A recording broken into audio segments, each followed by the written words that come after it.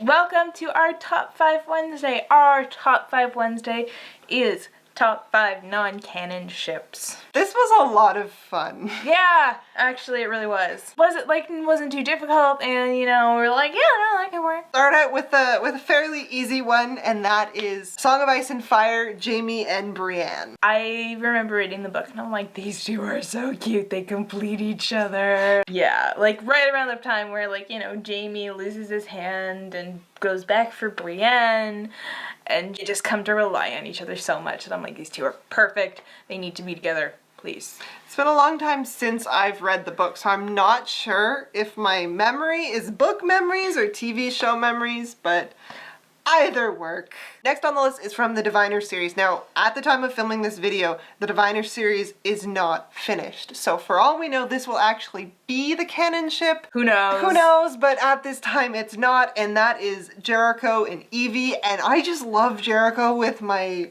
cold, dead heart. You'll love him.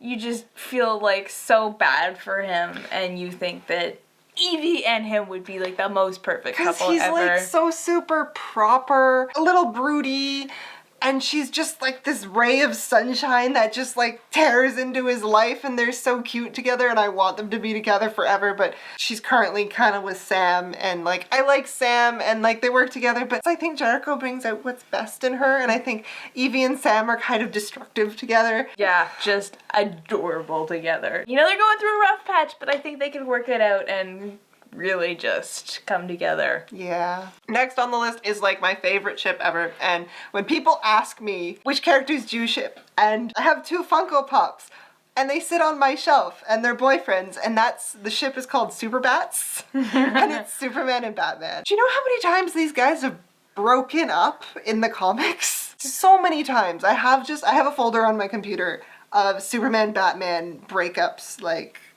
panels. They kind of bring out the best in each other because Superman is all representing hope and, truth, justice, and the American way, and Batman's kind of the dark side of that, and Superman forces Batman to be better, and Batman forces Superman to be more logical, and they're just so funny and quirky together, and I just love it. So that's your ship. That's my ship, and I will argue Super Bats to the day I die. Next on the list is Harry and Hermione. And I remember reading it as a kid, and I always kind of thought that Harry and Hermione would be together. And I like Hermione and Ron, and Harry and Ginny, well, Ginny's fine, I guess. But I always thought Harry and Hermione could be really cute too. She's smart and clever, and she always backs him up. She always believes in him. And I feel like they fight a lot less than he and Ron do. Like Ron and Hermione, from what I remember reading the books, they were fighting a lot. And I can remember being a kid and complaining to my mom, because I think we were both reading, I don't know if it was Order of the Phoenix,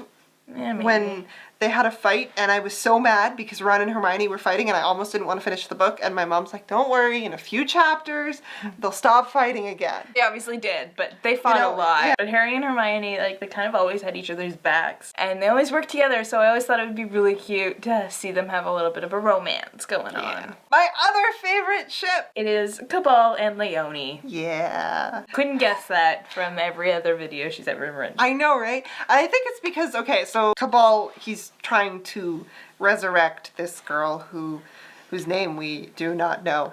We'll call her Dead Girl. And we know he loves her, but we don't know why. That's the thing. And because we don't know anything about her, she's just kind of like this stand-in so he doesn't get in a relationship with anyone. And then in comes Leonie, who just I love them together, bickering, and they work really well as a team, and so it's kind of not pushing it. It's not so far off. She kind of turns him into a human being, which is great for him because he's not usually one.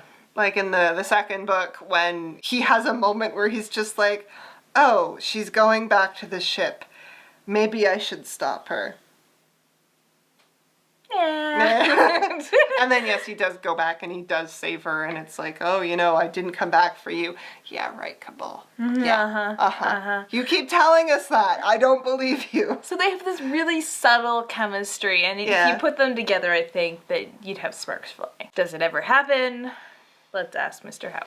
So that was our list of our favorite ships that are non-canon. What are your favorite ships? Do you agree with any of ours? And we will see you later.